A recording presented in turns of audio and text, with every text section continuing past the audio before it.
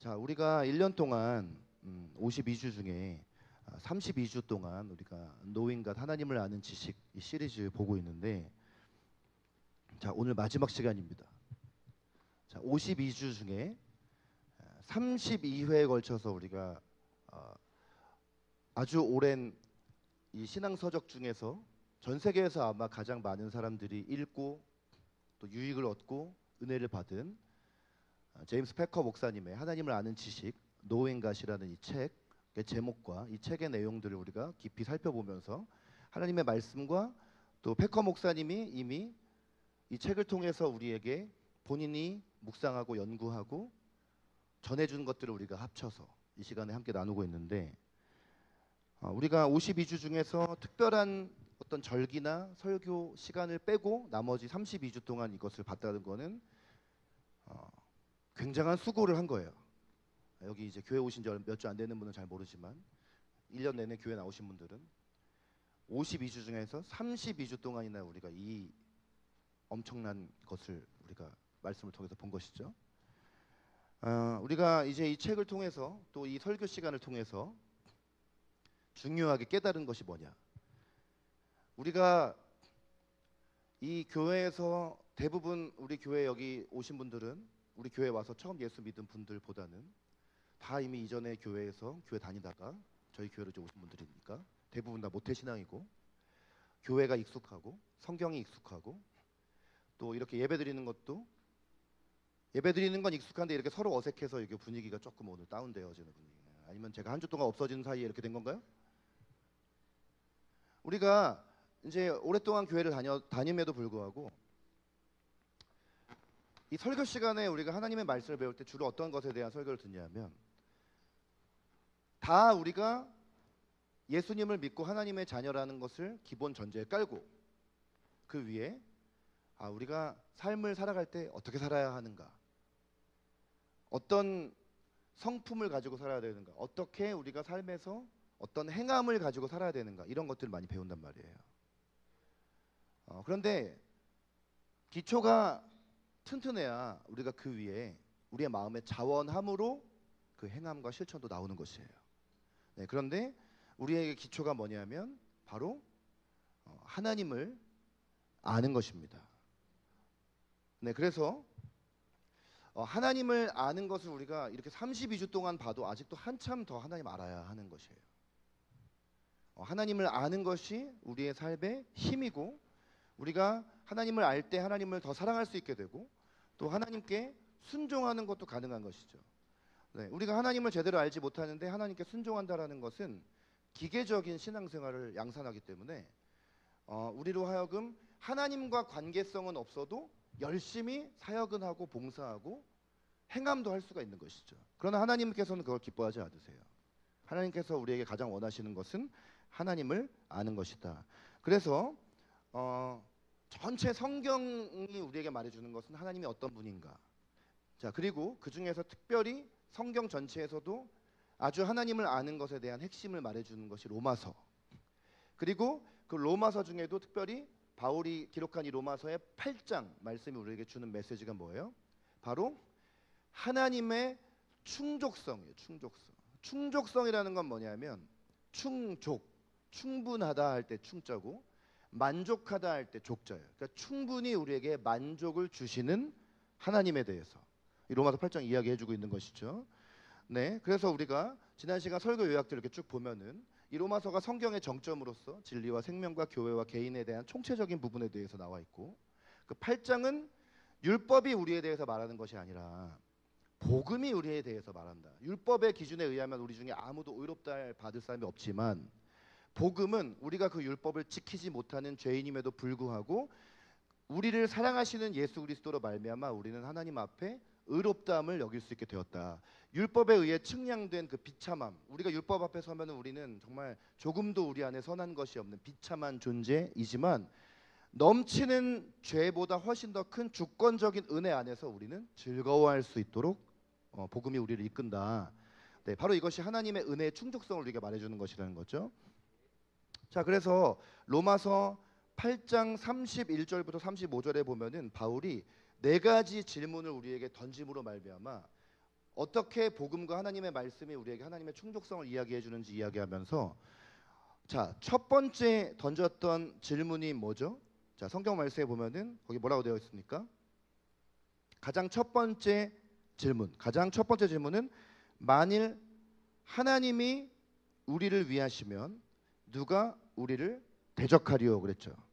네, 하나님이 우리를 위하시면 누가 우리를 대적하리요. 바울이 로마 교회 공동체를 포함한 모든 진정한 그리스도인은 전면적으로 의에 대해서 헌신함과 더불어서 또 압력에도 노출된다는 걸 잘 알고 있었어요. 바울 자신이 그렇기 때문에. 네, 근데 복음으로 말미암은 고난의 한 가운데서 우리의 감정적인 사고는 계속해서 우리가 하나님의 사랑을 받을 수 있을까 없을까라고 왔다 갔다 하지만 복음적인 사고가 우리의 감정적인 사고를 교정하게 하라. 그러기 위해서는 성경과 역사 전체에 하나님께서 우리의 동일한 주권적인 보호자이심과 하나님께서 아브라함으로부터 우리에게 이르기까지 신실하게 언약을 유지하신다는 것을 우리가 굳게 붙잡아야 한다는 것을 말해주고 있어요. 자, 두 번째 질문은 자기 아들을 아끼지 아니하시고 우리 모든 사람을 위하여 내주시니가 어찌 그 아들과 함께 모든 것을 우리에게 주시지 아니하시겠느냐. 자, 하나님께서 자신의 아들을 아끼지 아니하셨다는 것은 우리를 구원하면서 하실 수 있는 일을 다 했다는 거예요. 왜냐, 하나님의 아들을 줬다는 건 하나님이 전부를 내어준 것이기 때문에. 자, 이런 사랑을 이미 보여주셨다면 하나님이 아들도 우리를 위해서 주셨다는 것은 뭘 얘기해 주냐면 아들을 주셨다면 그보다 더 많은 것들, 모든 것도 주시리라는 것도 우리가 믿을만하다. 자, 그래서 우리에게 이 모든 것이 들어오게 하려면 우리는 어떻게 해야 되느냐?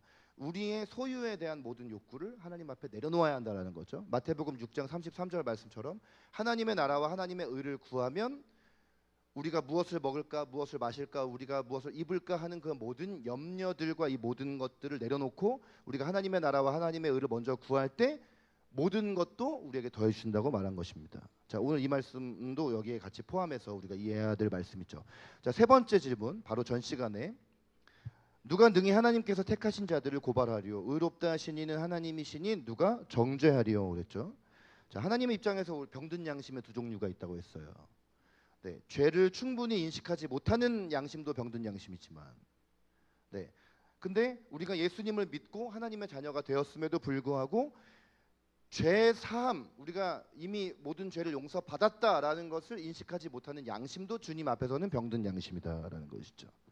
그래서 우리가 어떨 때 이런 두 번째 경우가 찾아온다고요? 우리가 그리스도인임에도 불구하고 여전히 죄에 넘어질 때, 우리가 그리스도인인데도 여전히 죄에 넘어집니다.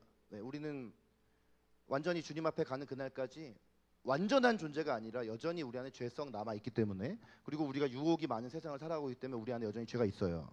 근데 그렇게 넘어질 때, 그렇게 실패를 체험할 때마다 우리는 뭐를 기억해야 되냐? 이 말씀에 의해서 우리가 세 가지를 기억해야 된다. 하나님의 선택하심, 하나님이 나를 선택하셨다.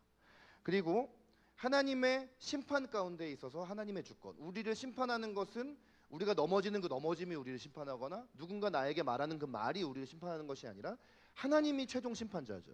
근데 하나님께서 이미 우리가 이 땅을 살아가면서 죄에 끊임없이 넘어질 걸 아시고도 우리를 택하셨어요. 근데 그분이 오늘 우리가 예배 시작하면서 요한일서 1장 9절 말씀 붙잡고 기도했잖아요. 만약 우리가 우리의 죄를 자백하면 그는 미쁘시고 의로우사 우리의 모든 죄를 사하시며 모든 불의에서 우리를 깨끗하게 하실 것이요. 이 말씀에 의해서 우리가 주님 앞에 우리의 죄를 회개할 때마다 또 용서해 주시고 용서해 주시고 용서해 주신다는 것이죠. 예수님께서 베드로가 온몸을 씻겨달라고 했더니 주님께서 몸을 씻을 필요가 없다잖아요. 발만 씻으면 된다고. 회개하라는 거예요. 그러니까 하나님의 심판에서 하나님이 이런 주권을 가지고 계신데 끊임없이 우리가 우리의 감정이 자꾸만 우리가 하나님 앞에 용서받을 수 없고 우리는 하나님의 자녀로 설 수 없다라는 거짓 메시지를 계속적으로 전해주는 것이죠. 그때 우리는 하나님의 심판에서 하나님의 주권을 인정해야 된다. 자, 그리고 세 번째, 예수 그리스도께서 여전히 하나님의 보좌 우편에서 우리를 중보해주고 계시는 것. 우리가 이것을 기억해야 되고, 우리가 구원 받았는지 못 받았는지에 대한 여부는 끊임없이 이 진리를 우리 자신에게 선포함으로써 우리가 담대하게 이 구원을 지속시켜 나간다라는 것이죠. 자, 이제 오늘 네 번째 질문 나옵니다. 자, 이 로마서 8장 35절에서 뭘 질문하고 있어요? 다시 한번 읽어보겠습니다. 시작. 그리스도 사랑에서 끊으리요. 아멘. 박해나 기근이나 적신이나 위험이나 칼이랴. 네, 네 번째 네. 질문은 이거예요. 누가 우리를 그리스도의 사랑에서 끊으리요? 그랬어요. 자, 누가 우리를 그리스도 사랑에서 끊으리요라고 물어봤어요. 여러분 뭐라고 하실 거예요?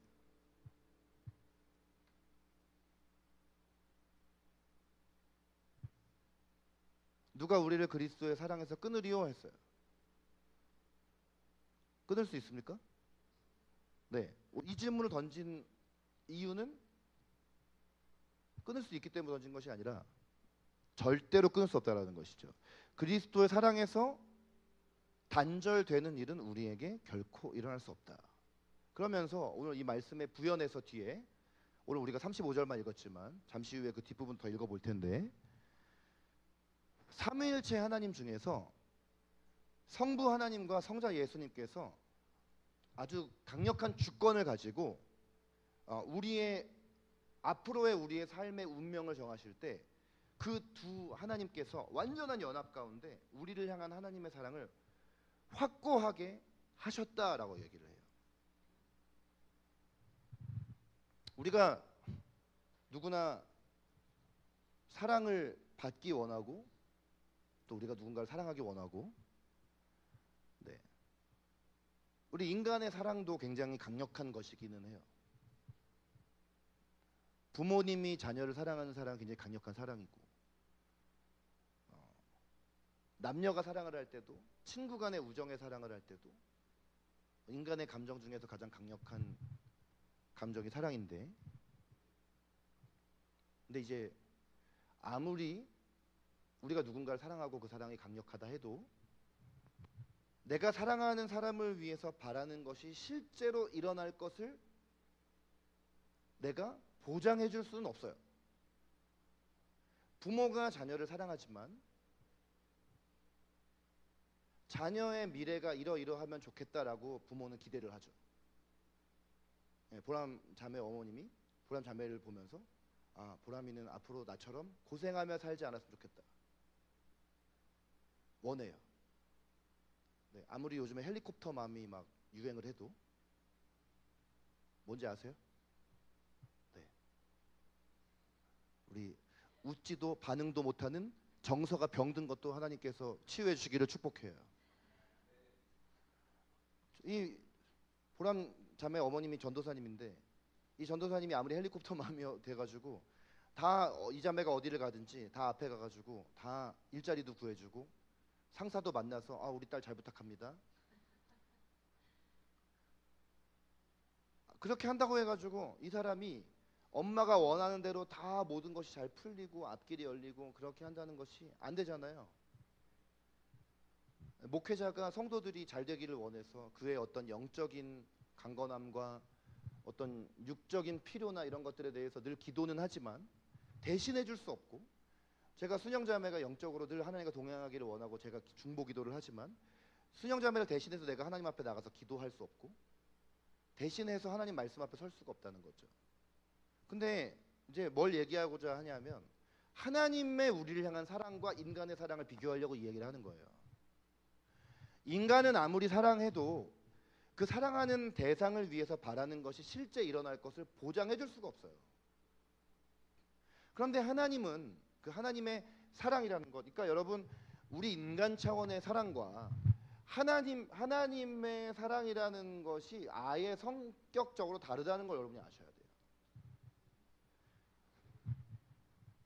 하나님의 사랑을 우리가 잘 묵상하면 이 아침에 이렇게 우리가 와서 찬양할 때 잠잠할 수가 없어요. 네, 뭐 제가 24년 동안 청소년들, 청년들을 대상으로 사역하고 설교하고 또 찬양도 인도해보고 그러면 뭐 이렇게 찬양을 하면 이제 우리가 일반적인 교회에서는 찬송가 부르고 가만히 앉아서 정적인 예배를 드리잖아요. 네, 이게 저는 이제 어떻게 생각할지 모르지만 저는 이제 그런 예배 문화가 우리 다음 세대 예배에 대한 왜곡을 심어준다라고 생각을 해요. 이게 사람과 사람 사이에 만나서도 사랑하는 관계이고 기쁘면 가만히 앉아 있지 않잖아요. 그리고 앉아가지고 정해진 루틴을 따라서 제가 MBTI가 늘 말하지만 저 ISTJ예요. 전 갑작스러운 거 좋아하지 않아요. 저는 그 J가 거의 100%거든요. 뭘 즉흥적으로 뭐 하고 이런 걸 좋아하지도 않고 하는데, 그러니까 저 같은 사람에게는 그런 딱 짜여진 예배가 되게 잘 맞는 거죠. 네, 이 교회 올 때도 딱 양복 입고, 네, 성찬식을 하는데 이런 복장으로 하는 사람이 얼마나 있겠어요? 원주에는 없을걸요? 네, 제가 1년에 한두 번 양복 입는 날 언제입니까? 제가 저희 부모님 교회 파송교회 가서 설교하는 날만 양복 입고 오잖아요. 아니면 결혼식, 장례식. 근데 이제 뭐냐면 우리가 누군가를 만났을 때도 딱 계획 짜가지고, 아 온유야, 오늘 우리 만나면 1번 이거, 2번 이거, 3번 이거, 4번 이거, 5번 이거 할 거야. 이 계획이 절대로 깨지면 안 돼. 시간대도 타임라인도 다 정해져 있어. 20분, 30분, 5분, 2분, 1분 이런 식으로. 그러니까 신기하지 않아요, 여러분? 우리 교회 예배는 언제 끝날지 잘 모르잖아요. 어떤 날은 12시 5분에 끝나기도 하고, 어떤 날은 12시 반에 끝나기도 하고, 어떤 날은 12시 40분이 돼도 안 끝나기도 해. 근데 보통 교회를 가보면 예배가 아멘, 목사님 축도하고 아멘 하고 눈 뜨고 딱 시계 보면 12시, 어느 날은 12시 0000이야. 초까지 맞아요. 그러니까 여러분, 우리가 하나님의 사랑이 어떤 사랑인지를 정확하게 그 개념을 말씀을 통해서 알면, 우리가 하나님을 찬양하고 예배하는 것 가운데 정적으로 가만히 있을 수 없고 잠잠할 수 없고, 우리 마음 가운데 있는 하나님을 향한 사랑과 그 은혜에 대한 반응으로서의 감격과 감사와 이런 것들이 이 예배 가운데 익스플로전 할 수밖에 없어요. 폭발할 수밖에 없어요. 초대교회 예배는, 사도행전의 그 초대교회 공동체 예배는 그런 예배였거든요. 앞에서 뭔가 짜여진 잘 갖춰진 노래와 악보와 기구나 이런 건 하나도 없었고, 악기도 없었지만 한 명이 찬양하면 다른 사람이 그 찬양에 화답하고, 누군가가 또 찬양하기 시작하면 거기에 또 화답하고, 이러면서 아주 성령 안에 자유로운 예배로 예배했단 말이에요. 왜 그랬냐면요, 하나님의 사랑에 대한 감동과 감격이 있었기 때문이에요. 그 하나님의 사랑이 어떤 사랑이냐, 오늘 여기 나와 있는 그리스도의 사랑이란 어떤 사랑이냐면 그냥 사랑이 아니라 전능하신 사랑이에요. 전능하신 사랑. 전능하다라는 건 뭐죠? 모든 것을 할 수 있는데, 그 모든 것을 할 수 있다라는 게 어떤 모든 것이냐면, 하나님께서 사랑하시는 우리를 위해서 모든 것을 하실 수 있고 우리에게 복을 주실 수 있는 그런 사랑인 것입니다. 그리고 그것은 절대로 좌절될 수가 없는 사랑이에요. 자, 35절은 이것을 그리스도의 사랑이라고 했지만 39절에서는, 자, 빨간 글씨만 읽어봅니다. 시작. 주 그리스도 예수 안에 있는 하나님의 네, 사랑. 그냥 하나님의 사랑이 아니라 예수 그리스도 안에 있는 하나님의 사랑이에요. 예수님께서 우리를 사랑하셔도 어떻게 하셨어요? 우리를 대신하여 십자가에서 죽으신 사랑이에요. 근데 죽으시고 끝나지 않았어요. 부활하셨어요. 그리고 승천하셨어요. 그리고 지금 하나님 보좌 우편에서 우리를 위해서 계속해서 여전히 중보하고 계세요. 그 사랑이 그리스도의 사랑이고, 그 예수 그리스도 안에 있는 하나님의 사랑이에요. 이 일을 위해서 삼위일체 하나님이 강력하게 연합하셔서 우리를 사랑하셨어요. 자, 만약에 여러분이 예수님을 믿고 하나님의 자녀가 되었잖아요. 그러면 이 사랑이 우리의 상태나 상황에 따라서 왔다 갔다 변할 수 없어요. 어떤 것도 이 하나님의 사랑에서 우리를 끊을 수 없다라는 것이에요. 자, 38절부터 39절에 보면은요, 바울이 여기서 단호하게 말합니다. 그러면서 어떤 표현을 쓰고 있냐면 확신하다라고 되어 있어요. 확신하노니, 그래요. 내가 확신하노니. 이 확신한다라는 말이 그냥 확신이 아니라 원어에 가까운 표현은 강조점이 하나 더 붙어요. 내가 절대적으로 확신한다, 이런 말이에요. 그냥 확신하노니 했지만 더 강력한 표현이에요. 원어는 더 강력한 거예요. 내가 절대적으로 확신하노니. 자, 여기 그러면 쭉 뭐라고 나오죠? 하나님의 사랑에서 이와 같은 것들이 마치 우리를 끊을 수 있을 것처럼 우리의 삶에서 진격해서 들어온다는 거예요. 뭐냐면 사망이나 생명이나 인간의 죽음과 삶. 죽음이라는 것은 굉장히 강력한 것이잖아요. 피할 수 없는 것이잖아요. 오늘 우리가 이렇게 살다가도 갑자기 내일 죽는다는 거 우리 아무도 예측 못하죠. 병에 걸려서, 사고로 인해서, 어떤 것으로 인해서 사망할지 우리는 다 예측 못하잖아요. 자, 사망이나 생명이나 우리를 그리스도의 사랑에서 끊을 수 없고, 천사들이나 권세자들이나, 자, 이건 뭘 얘기하는 거냐면 인간을 벗어난 초인간적인 어떤 존재들의 영향력을 말하는 거예요. 네, 우리가 보이지 않지만 영적인 영역에는 천사도 존재하고, 반대로 타락한 천사인 악마, 마귀도 존재하고, 네, 천사들이나 권세자들이나, 자, 또 현재일이나 장래일이나, 현재 내가 살아가고 있는 삶이나 장래 앞으로 어떤 일이 나에게 닥칠지, 또 능력이나 높음이나 깊음이나, 여기 나오는 높음, 깊음, 이건 뭐냐면은 성경을 깊이 찾아보니까 이게 어떤 것이냐면 이게 어떤 우주에서 일어나는 어떤 일들을 말하는 것이에요. 네, 우주에서 일어나는 어떤 일들에 대해서는 우리가 예측할 수가 없잖아요. 자, 그리고 그뿐만 아니라 다른 어떤 피조물이라도 우리를 그리스도 예수 안에 있는 하나님의 사랑에서 우리를 끊을 수 없다, 이렇게 되고 있죠. 자, 이걸로 이 말씀을 통하여서 바울이 하나님의 충족성을 우리에게 두 가지로 보여줍니다. 자, 첫 번째, 함께 읽어볼까요? 시작. 하시는 분으로서 충족하시다. 네. 어떤 면에서 하나님께서 충족하시냐면 우리를 지켜주시는 분으로서 충족하시다. 네, 다른 어떤 피조물이라도 하나님의 사랑에서 끊을 수 없으리라 했잖아요. 하나님이 우리를 구원하셨으면 하나님이 그 구원을 끝까지 지켜주신다. 우리가 지키는 게 아니라, 우리가 하나님의 사랑 여부를 지켜내는 것이 아니라는 거예요. 우리가 구원 여부를 지켜주는 것이 아니라는 것이죠. 우리가 하나님의 사랑이 나에게 계속해서 있을지 없을지를 판단하는 것이 아니라, 하나님께서 우리를 사랑하셔서 구원하셨으면 끝까지 우리를 지켜주신다. 옆에 있는 분에게 한번 선포합시다. 하나님께서 당신의 구원을 끝까지 지켜주십니다. 네, 여기 베드로전서 1장 5절 보세요. 구원을 얻기 위하여 믿음으로 말미암아 하나님의 능력으로 보호하심을 받았느니라 그랬잖아요. 하나님이 우리의 구원을 보호해 주신다라는 것이. 그러니까 여러분의 어떠함에 의해서 하나님이 구원하시고 안 하시고, 내가 뭐 어떤 거를 실천하고 안 하고, 내가 어떤 거 행하고 안 하고에 의해서 하나님의 나를 향한 사랑이 왔다 갔다 하지 않는다는 것이죠.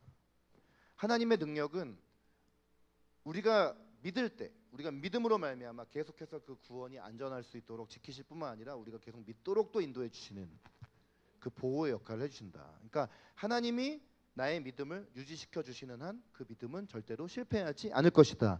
하나님께서 나를 붙잡기로 결심하신 한, 붙잡기로 결심을 하신 한에서는 우리는 절대로 그 하나님의 붙잡힘에서 떨어져 나갈 수가 없다라는 것이에요. 여러분이 이미 예수님을 믿고 구원을 받았으면 현수 형제가 아무리 나 하나님께서 떨어져 나갈 거야 해봤자 안 된다는 거예요.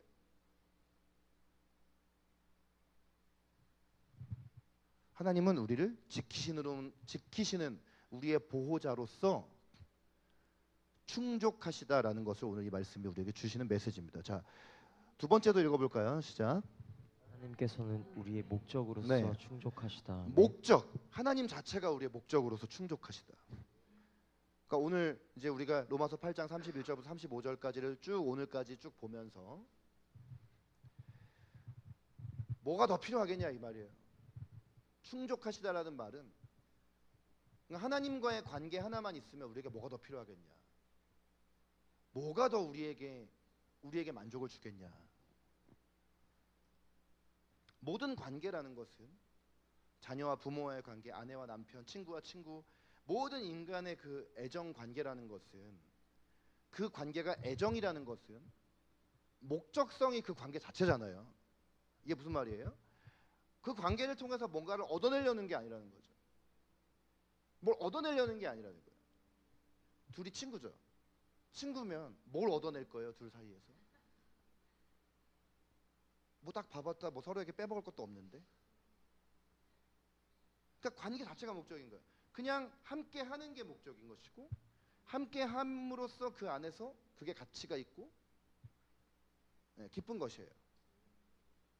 근데 우리를 사랑하시는 하나님과 예수님, 그리고 그 안에서 그 사랑을 보여주신 하나님을 아는 우리의 지식도 그렇다는 것이죠. 자, 바울이 이 로마서를 쓴 사도 바울이 빌립보서에서 3장 8절부터 14절에 쭉 이렇게 이야기하면서 아주 잘 알려진 말씀이에요. 바울이 예수님을 믿은 후에 모든 것을 해로 여겼다. 근데 왜? 이유가 중요한데 예수 그리스도를 아는 지식이 가장 고상하기 때문에 내가 그를 위하여 모든 것을 잃어버리고 배설물로 여겨도 된다는 거예요.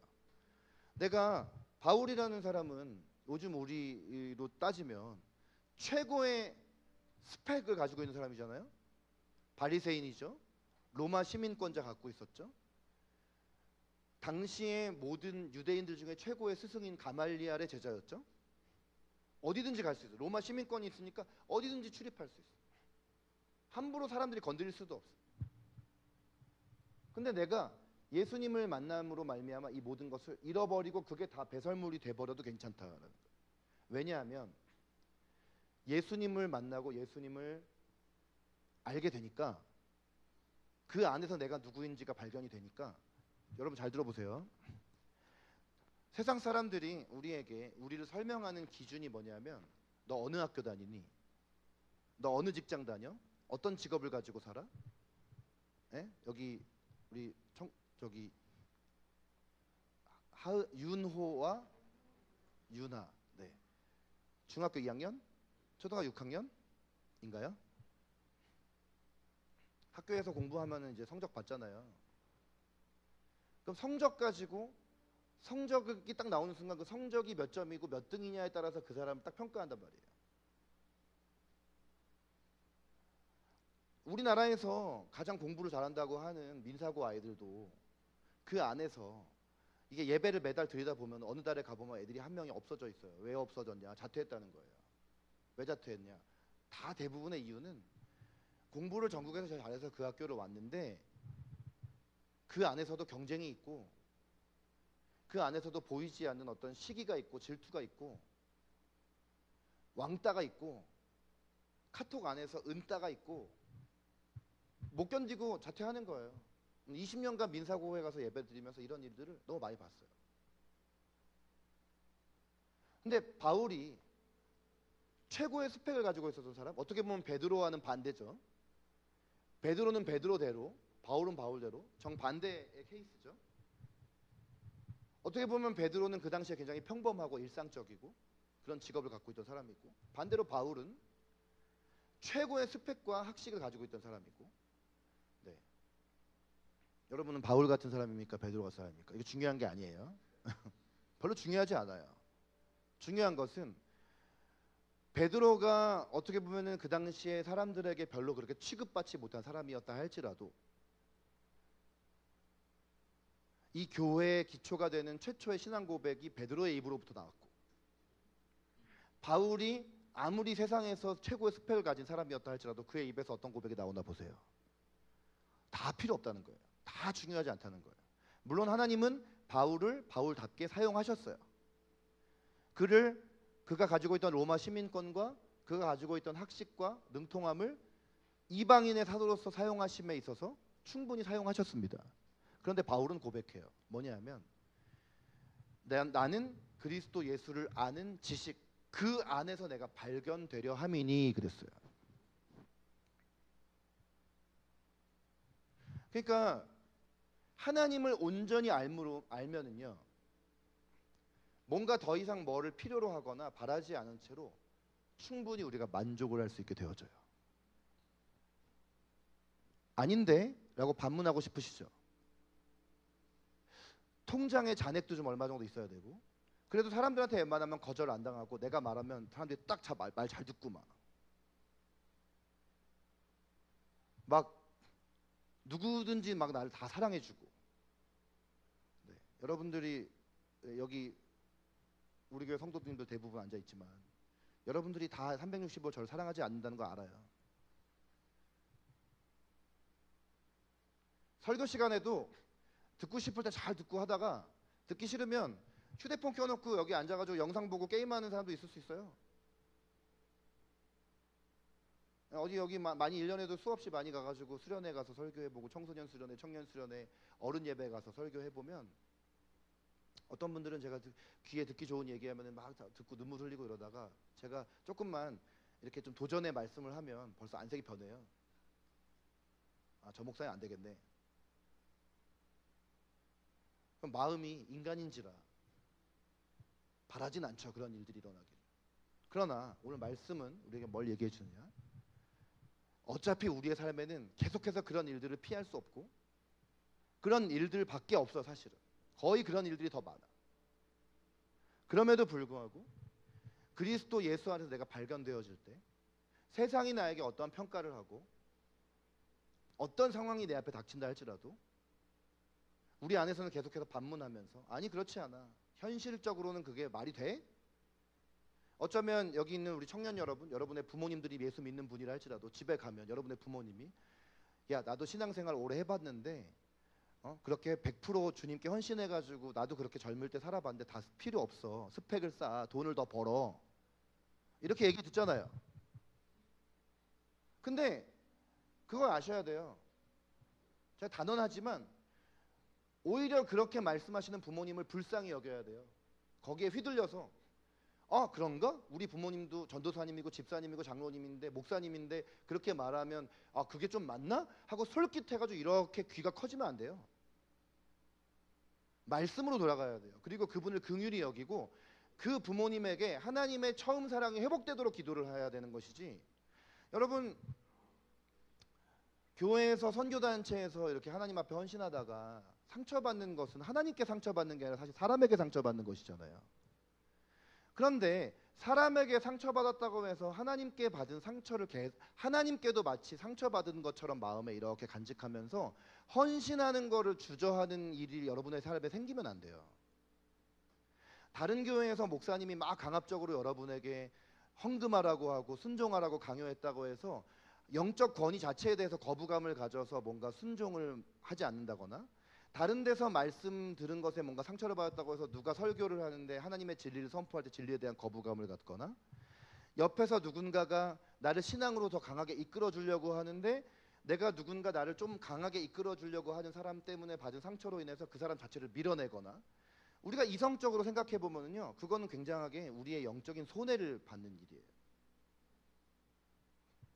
여러분 바울은 이 하나님의 사랑을 확신하지 못하는 우리의 두려움에 계속해서 반격을 가하면서 35절 36절에 우리에게 닥칠 여러 가지 고난들, 환난이나 곤고나 박해나 기근이나 적신이나 위험이나 칼, 이 모든 것들 하나로 묶으면 다 뭐예요? 환난이거든. 환난, 고난.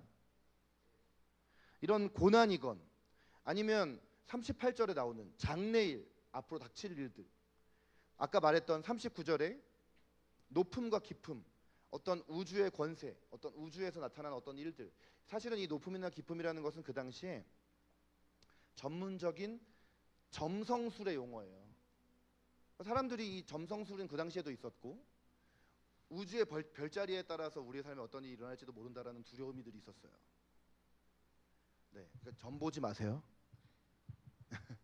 네, 타로점 같은 거 보지 마세요. 별자리 점 보지 마세요. 오늘의 운세 보지 마세요. 네, 어디 가서 뭐 여기 건너편 어디 깃발 달린 데 가지 마세요. 네, 우리가 여기서 열심히 예배 자리 지켰더니 저 페리카나 2층에 있던 유튜브에도 나오는 점집 나간 줄로 믿습니다. 우리가 예배로 나갔다고 저는 믿어요. 그러나 여기 뒷길로 가보세요. 엄청 많아요. 여기 무슨 샤머니즘 성지인가 봐요. 그럼 어떤 심리예요? 왜 점을 보고 왜 구슬하고 왜 거기에 의지를 해요? 미래를 알 수 없으니까 불안하고 두려우니까. 그리고 거기 가면 뭔가 과거와 현재를 알아맞히는 것 같으니까 가는 거예요. 하나님 이외에 어떤 영적 존재도 우리의 미래를 맞출 수 없습니다. 마귀도, 여러분 마귀의 은사가 뭔지 아세요? 과거와 현재를 정확히 직시하면서 우리에게 공격해 오는 거예요. 야, 너 모아놓은 돈 없지? 너 그동안 따놓은 자격증 없지? 그동안 공부해놓은 거 없지? 혹은 야, 너 어제 죄 지었지? 너 어제 넘어졌지? 어제 거짓말했지? 나쁜 생각했지? 정확합니다. 정확해요. 그게 끝이에요. 그러니까 거기에 우리가 넘어가서 하나님의 사랑이 막 우리에게서 흔들리는 것은 영적인 어리석은 짓이다. 우리는 그럴 때 오히려 더 이 말씀을 주장하고 선포해야 된다라는 것입니다. 여러분, 이 두려움과 우리가 싸워야 된다라는 것을 바울은 말해주고 있는 것이에요. 자, 로마서 8장 37절 말씀 다 함께 읽겠습니다. 시작. 그러나 이 모든 일에 우리를 사랑하시는 이로 말미암아 우리가 넉넉히 이기느니라. 아멘. 넉넉히 이긴다고 하잖아요. 겨우 그냥 불 가운데에서 통과한 것처럼 그렇게 이기는 것이 아니라 넉넉히 이긴다고 하잖아요. 이 모든 일, 우리의 삶에 닥치는 많은 고난과 미래와 어떤 사람들이 막 유행하는 점성술을 따라가는 어떤 그런 모든 것들이 막 우리의 삶에 막 혼재해도 하더라도 오히려 우리는 다스림 받는 것이 아니라 그 모든 것을 다스리면서 넉넉히 이기는 것이 하나님께서 그리스도인인 우리를 향한 뜻이라는 것입니다. 바울과 실라가 빌립보에서 복음 전하다가 기껏 복음 전했는데 우리가 기대하는 건 뭐예요? 부흥이 오고 열매를 맺고 이런 것이죠. 그런데 감옥에 갇혔어요. 손과 발에 다 착고가 채워지고 감옥에 갇혔을 때 한밤중에 바울과 실라가 일어나서 뭐 했습니까? 우리는 주님의 일을 하다가 어떤 일들이 닥치면 슬프고 우울하고 화가 나고 집 밖에 나가기 싫고 누구도 만나고 싶지 않고 기도의 자리에 가고 싶지 않고 말씀도 펴지고 싶지도 않고 그러잖아요. 그런 게 당연하지라고 생각하면 안 돼요. 저도 경험하고 누구나 다 경험했기에 우리가 옆에 있는 지체가 그렇게 퍼질러 있을 때 우리는 그냥 뭐 아유 왜 이렇게 공감해줘야 돼요 사실은. 근데 공감은 해줄 수 있고 우리 자신은 누군가의 그런 거에 공감을 해줘야 하지만 우리 스스로가 그런 것에 대해서 예수님을 믿고 그리스도인이라고 하면서 난 그럴 수밖에 없는데 라고 생각하면 안 된다는 것이죠. 네, 오늘 물도 안 주시네. 네. 괜찮습니다. 네. 지난주에 우리 원동이 간사님 물 안 줬나요?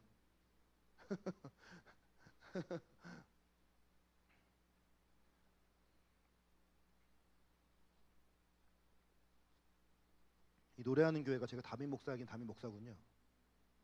한 주간 이렇게 없다 보니까 여러 가지 이렇게 카오스가 생기는 걸 보니까 여러분 잘 들어보세요. 바울과 실라가 복음을 전하던 중에 이 빌립보 감옥에 갇혔을 때 이들이 한밤중에 일어나서 찬양을 하고 기도를 했잖아요. 그렇게 하실 수 있으세요? 그렇게 하셔야 돼요. 왜냐하면 이 말씀이 진리이기 때문에. 아멘이십니까? 이 말씀이 진리이기 때문에 여러분 그렇게 하셔야 돼요. 여러분의 삶에 어떤 고난이 닥치고 어떠한 문제가 생기더라도 하나님의 이 진리의 말씀 변하지 않기 때문에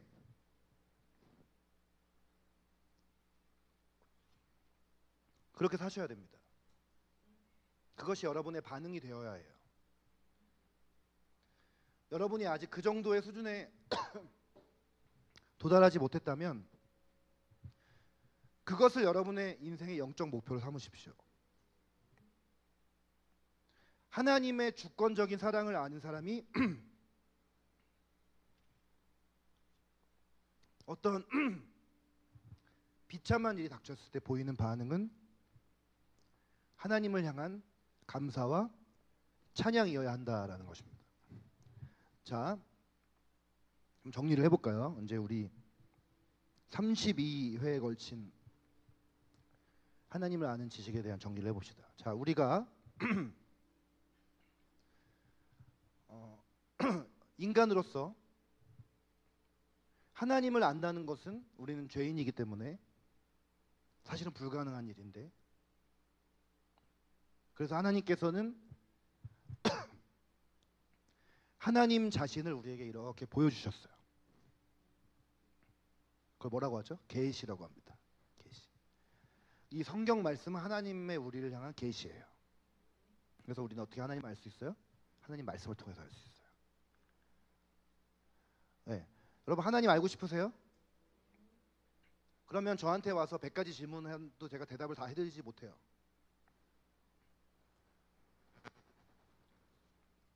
말씀 읽으세요. 네, 여러분 가능하면 유튜브에 들어가서 유명 크리스천이 하는 설교 말씀이나 메시지 듣지 마시고 말씀 읽으세요. 말씀 오디오 성경을 차라리 들으세요. 보세요. 뭐 유명한 유튜버 누가 뭐 얘기했다. 근데요, 가끔 여러분이 저한테 와서 이 유튜버 아세요? 하고 이렇게 보여주시잖아요. 근데 출처도 불분명하고 누군지도 모르는 사람이 막 그 유튜브 그 구독자가 몇만 명이에요. 네. 그 누군지 찾아보니까 뭐 이름도 안 나와. 요즘에는 이름도 안 써. 유튜버에 이름 안 쓰잖아. 다 거기다가 이제 닉네임 달잖아요. 에프티너 무슨 뭐 종리수찬 뭐 이런 거 쓰잖아요. 그러니까 여러분들이 그런 것들보다 더 중요한 게 뭐냐면 직접 여러분이 하나님의 말씀을 보시라는 거예요. 대신에 하나님을 알고자 하는 마음을 가지고 하나님의 말씀을 보는 것입니다. 네, 하나님을 아는 것은 하나님에 대해서 말씀을 통해 아는 것으로부터 시작이 됩니다. 그래서 우리가 지난 하나님을 아는 지식을 공부할 때 하나님의 인자하심, 하나님의 어미하심, 하나님의 진노, 하나님의 은혜, 이것에 대해서 우리가 같이 말씀 봤고요. 근데 우리 자신은 어떤 존재라고요? 우리는 타락한 피조물이에요. 우리는 한때 우리가 예수님 앞에 서기 전까지는 우리 자신을 어떻게 생각하냐면 나는 굉장히 강하고 내 스스로의 힘으로 설 수 있고 이런 존재라고 생각을 했는데 우리는 오히려 말씀 앞에 서 보니까 연약하고 어리석고 그리고 실제로는 굉장히 악한 존재이고 하나님의 은혜가 우리에게 찾아오지 않으면 우리는 가만히 이대로 살다가는 결국은 하나님의 심판을 받아서 지옥에 갈 수밖에 없는 존재이다. 근데 하나님을 아는 것은 하나님께서 우리에게 주시겠다고 하는 하나님의 약속에 근거해서 우리가 하나님과 인격적인 관계를 맺을 때 하나님의 모든 복과 은혜가 우리에게 들어오는 놀라운 삶을 우리는 살 수 있게 되었다라는 것이에요. 자, 이 하나님을 아는 지식 우리의 삶에 굉장히 중요한 것이고 주님은 나의 최고봉이라는 책을 쓴 오스왈드 챔버스가 무슨 말을 했냐면 영적 생활을 측량하는 최고의 척도는 그것이 주는 황홀경 우리가 어떤 영적 체험을 하는 것이 아니라 순종이다. 하나님을 알면 알수록 우리는 그 하나님을 알므로 말미암아 그 앞에 순종할 수밖에 없는. 그리고 결국은 시편 16편 말씀에 보면은 이 말씀에 하나님이여 나를 지켜주소서 내가 주께 피하나이다. 내가 여호와께 아뢰되 주는 나의 주님이시오니 주밖에는 나의 복이 없다 하였나이다. 여호와는 나의 산업과 나의 잔의 소득이시니 나의 분깃을 지키시나이다. 나를 훈계하신 여호와를 송축할지라. 내가 여호와를 항상 내 앞에 모시며 그가 나의 오른쪽에 계심으로 내가 흔들리지 아니하리로다. 이러므로 나의 마음이 기쁘고 자 11절 읽어보겠습니다. 시작. 주께서 생명의 길을 내게 보이시리니 주의 앞에는 충만한 기쁨이 있고 주의 오른쪽에는 영원한 즐거움이 있나이다. 하나님을 아는 지식 가운데 있는 자가 이렇게 고백하는 것입니다. 이게 우리의 고백이 되어야 하는 것이에요. 자 5절 말씀처럼 하나님께서 우리의 산업과 우리 잔의 소득이시고 우리의 분깃을 지키신다는 것을 믿으면 하박국 선지자가 하박국 3장 17절 19절에서 무화과 나무가 무성하지 못하고 포도나무에 열매가 없고 감람나무에 소출이 없고 밭에 먹을 것이 없고 우리의 양이 없을지라도 무슨 얘기예요? 우리가 경제적으로 파산할지라도 궁핍함에 직면을 할지라도 정말 굶어 죽을 것 같은 지경에 이를지라도 18절 뭐래요? 나는 여호와로 인하여 즐거워하리로다. 그리고 우리는 결국 승리할 것이고 예수님 안에서 우리는 충분히 만족한 삶을 살 것이고 그리고 우리는 우리의 삶의 모든 우선순위 중에 가장 윗순위에 뭘 둘 것이냐 하나님을 아는 것.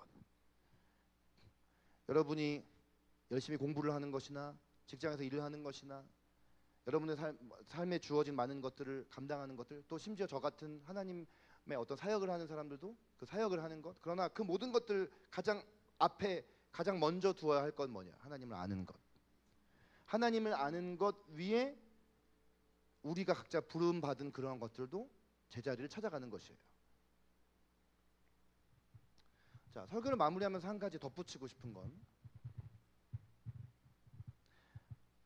요즘 이렇게 우리가 교회를 다녀보면 교회 안에서 이렇게 크리스찬들끼리 여러분들도 그룹 안에서 대화를 하고 나눔을 해보고 이러면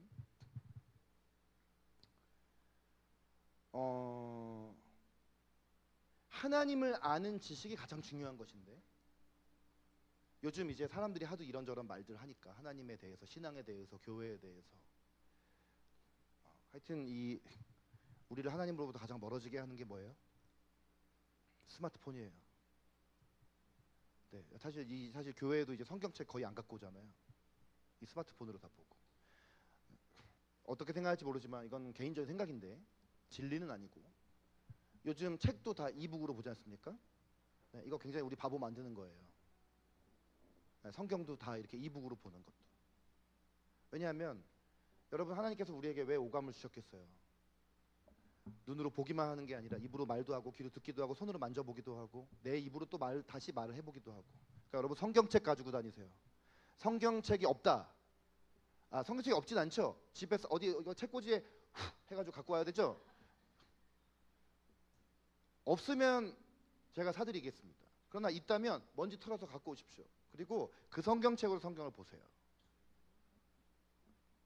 그리고 유튜브에 나오는 수많은 그런 사상과 철학을 좀 아예 끊을 수 없지만 줄이세요. 그리고 좀 검증을 받으세요.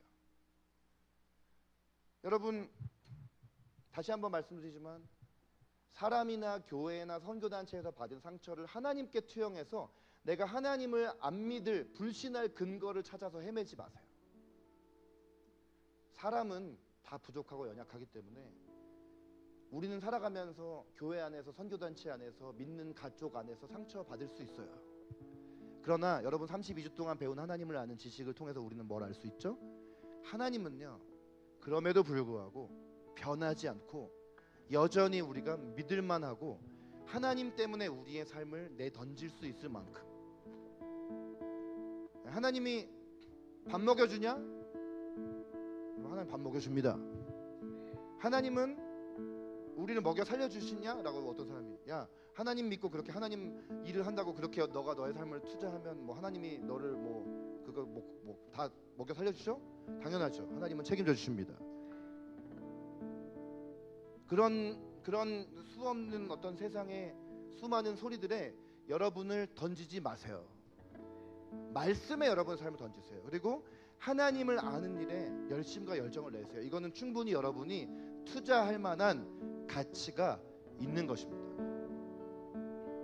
자, 2024년이 다 지나가고 이제 한 주만 남겨놓고 있는데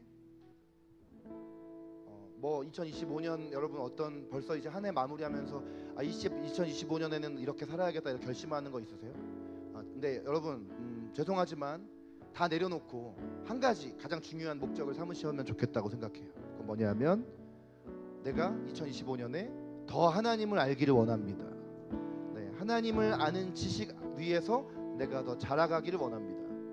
뭘 또 열심히 내가 또 신앙적으로 또 내가 실천하고 노력하고 하는 것도 좋지만 가장 중요한 것은 우리 2024년 한 해 우리의 표어도 그로우업이잖아요. 하나님을 아는 지식 가운데 자라가자.